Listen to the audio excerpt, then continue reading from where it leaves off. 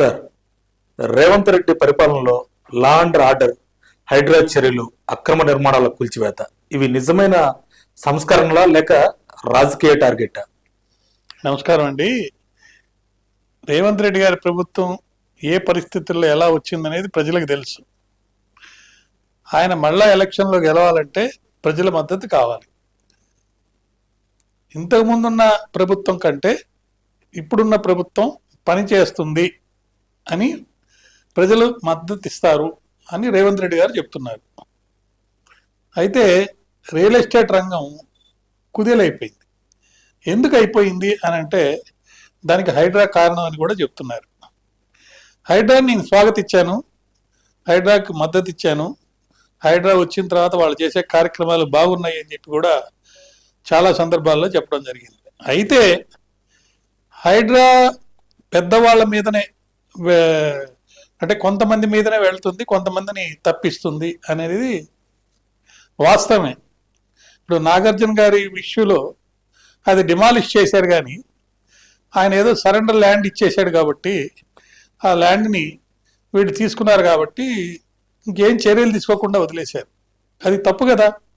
అన్ని సంవత్సరాలు ఆయన ఆ ల్యాండ్ని వాడుకొని అక్కడికి కట్టడం మీద చాలా డబ్బు సంపాదించారు కాబట్టి ఖచ్చితంగా వాళ్ళ దగ్గర రికవరీ చేయాలి. అయితే హైడ్రా వల్ల ఇప్పుడు కొత్త కొత్త విషయాలు మనం వింటుంటే చాలా సందర్భాల్లో చెరువులు కానీ లేకపోతే నదులు కానీ లేదా కొన్ని ప్రభుత్వ భూములు కానీ ఇవన్నీ కూడా ఆక్రమించి మరి కట్టడాలు ఏర్పాటు చేసి పెద్ద పెద్ద విల్లాలు కట్టి అమ్మేశారు. కాబట్టి హైడ్రాని నేను సమర్థిస్తున్నాను, కానీ at the same time Hydraa కొన్ని తప్పులు కూడా చేస్తుంది, వివక్షగా చేస్తుంది. కొంత ముస్లిమ్స్ ప్రాపర్టీస్ని కొన్నిటిని లేదా పెద్ద పెద్ద పొలిటికల్ లీడర్ల ప్రాపర్టీస్ మీద చర్యలు తీసుకోవడం లేదు. అది తప్పు కదా. చట్టం ముందు అందరూ సమానమే. కాబట్టి హైడ్రా తీసుకునే చర్యలు సమానంగా అందరి మీద ఒకే రకమైన చర్యలు తీసుకుంటే మనం తప్పకుండా దాన్ని హర్షిస్తాం.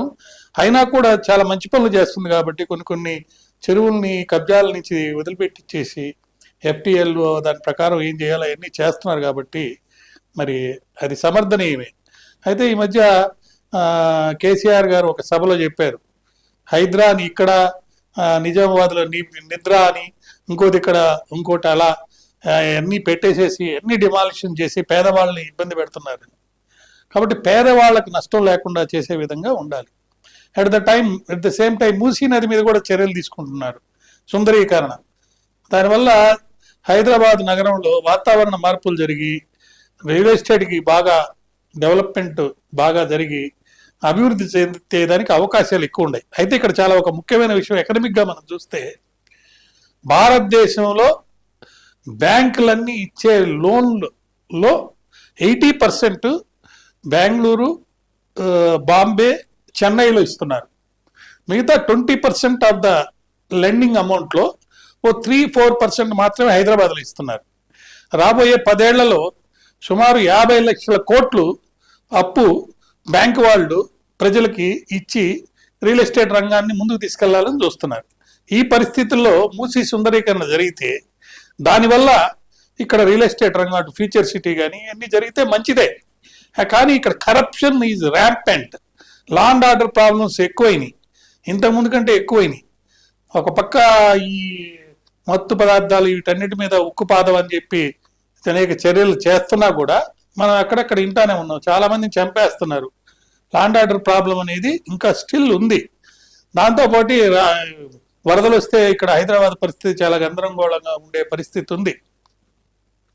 కాబట్టి చేస్తున్న చర్యలు మంచివే, కానీ ఇంకా బాగా చేయాలి. ఈ మధ్య మనం చూసాము మోడీ ప్రభుత్వం అయితే మోడీ గారు ఇక్కడికి వచ్చినప్పుడు మీరు మాతో చేరండి అని రాజకీయంగా అలా తమాషాగా ఆయన మాట్లాడటం, ఇవన్నీ చూస్తే కొంత అనుమానాలు ఏర్పడుతున్నాయి. మళ్ళా నెక్స్ట్ ఎలక్షన్స్లో ఎవరితో ఉంటారు, ఈ యొక్క అభివృద్ధి చర్యలు కానీ లేదా సంక్షేమ పథకాలు కానీ ఇవన్నీ అటు సెంట్రల్ గవర్నమెంట్ నుంచి ఇప్పుడు నిన్న ఒక సహకారం వచ్చింది. ఈ మెట్రో అంతా కూడా సెంట్రల్ గవర్నమెంట్ సహకారంతో కొత్త వాటికి లైన్ క్లియర్ అయిందని. అదేవిధంగా ఇక్కడి నుంచి ట్రైన్స్కి స్పీడ్ ట్రైన్స్కి బుల్లెట్ ట్రైన్స్కి వాటికి ఏదో చర్యలు తీసుకోబోతున్నారు. ఏదో హైదరాబాద్ నుంచి విజయవాడకి 2 అవర్స్లోనో 1.5 అవర్లోనో పోతుందని కూడా చెప్తున్నారు. ఇవన్నీ ఎప్పుడు వస్తాయో ఏవో కానీ రాబోయే ఎలక్షన్ టయానికి ఎవరు ఏ పార్టీలో ఉంటారు, ఇక్కడ చేసే ఈ పథకాల వల్ల ఎవరు లబ్ధి పొందుతారు. మనం ఎక్స్పీరియన్స్, చెన్నై ఎక్స్పీరియన్స్ ఉంది, తమిళనాడులో విజయ్ ఎలక్షన్లో గెలవటం, మరి కాంగ్రెస్ కేరళలో గెలవటం, ఇప్పుడు బెంగళూరులో పవర్ చేంజ్ జరగబోతుంది. So Congress has got a say in south India. ఈ పరిస్థితుల్లో ఈ హైడ్రా కానీ, సంక్షేమ పథకాలు కానీ, అదేవిధంగా మూసీ నది సుందరీకరణ కానీ, ఇవన్నీ కూడా చాలా వరకు బాగానే జరుగుతున్నాయి. కానీ ఇంకా బాగా జరిగేదానికి అవకాశం ఉంది, చెయ్యాలి. ఇంకా రేవంత్ రెడ్డి ప్రభుత్వానికి ఇంకా పట్టు రాలేదు. ఏ మినిస్టర్కి ఆ మినిస్టర్ వాళ్ళు తండాలో వాళ్ళు చేసుకుంటున్నారు, కానీ కలెక్టివ్ గవర్నమెంట్ అనేది లేనట్టుగా నాకు అనిపిస్తుంది. అయినా కూడా కాంగ్రెస్కి ప్రజలు ఇంకా మద్దతు పలుకుతున్నారు. ఎందుకంటే ఇంతకుముందు కేసీఆర్ గారి ఎక్స్పీరియన్స్ అంటే నియంతృత్వ ధోరణి చూడటం జరిగింది. ఇటు బీజేపీ ఇక్కడ సతికిలబడి ఉంది. మన బండి సంజయ్ గారి కొడుకు ఇష్యూ తోటి, ప్లస్ సరైన నాయకత్వం ఇక్కడ లీడర్షిప్ స్టేట్లో లేనట్టుగా కనపడుతున్నట్టుగా ఉంది. కాబట్టి బీజేపీ అయితే అవకాశం లేదు వచ్చేదానికి. కేసీఆర్ తిరిగి వస్తాడా లేదనేది రేవంత్ రెడ్డి తీసుకుపోయే చర్యలు, రాజకీయంగా ఒక ఆవాహంతో. మోడీ గారు 24 గంటలు చేసేది రాజకీయమే, ఆయన మిగతా అడ్మినిస్ట్రేషన్ అంతా ఎవరో చేస్తుంటారు. కాబట్టి ఇక్కడ మీద ఫుల్గా కాన్సన్ట్రేట్ చేసి ఏదో విధంగా పశ్చిమ బెంగాల్ ప్రభుత్వంలో పవర్లోకి ఎలా వచ్చారో వాళ్ళు రాకపోయినా వేరే వాళ్ళు ఎవరైనా తీసుకొచ్చి చేయాలని తపంతోనే ఉన్నారు. కాబట్టి మోడీ గారు మొన్న వచ్చినప్పుడు చూడండి, 2 ఇళ్ళకి వెళ్ళారు, చిరంజీవి మరి పవన్ కళ్యాణ్. వాళ్ళిద్దరు ఆంధ్ర వాళ్ళు, అయినా వాళ్ళ ఇంటికి ఎందుకు వెళ్ళారు? వాళ్ళ యొక్క ఓట్లు బీజేపీకి ఏమైనా వస్తాయను, లేదా వాళ్ళ ద్వారా ఇక్కడ రాజకీయాల్లో ఏదో విధంగా పెనుమార్పులు తీసుకొచ్చి ఒక ప్రణాళిక రచించుకొని బీజేపీ సెంట్రల్ నాయకత్వం అయితే చేస్తుంది, కానీ స్టేట్లో సరిగా పనిచేయటం లేదు. ఈ పరిస్థితుల్లో మీరు అడిగిన ప్రశ్నకి నా సమాధానం, హైడ్రాకి నేను సంపూర్ణ మద్దతు ఇస్తున్నాను, కానీ ఇంకా పటిష్టమైన చర్యలు సమగ్రంగా ప్రణాళిక రచించుకొని చేయాల్సిన పరిస్థితి ఉంది. అట్లే సంక్షేమ పథకాల విషయంలో కానీ, లేదా అభివృద్ధికి చేసే ఎక్స్పెండిచర్లో స్పెండింగ్ ఆఫ్ ద మనీ కానీ, రియల్ ఎస్టేట్కి ఫ్యూచర్ సిటీ మీదనే మాత్రమే కాకుండా ఒక వేదిక కల్పించాలి. ఇప్పుడు మొన్న ఏదో రేట్లు పెంచుతానన్నారు, మళ్ళీ ఆగిపోయారు. ఇప్పుడు రియల్ ఎస్టేట్లో కరెక్ట్గా చెప్పాలంటే రూపాయి వడ్డీ కూడా రావటం లేదు. మరి అట్లాంటి పరిస్థితుల్లో నేనైతే 100% మార్కులు వేయలేను, కానీ పర్లేదు, ఈ గవర్నమెంట్ పనిచేస్తుంది. నమస్కారం.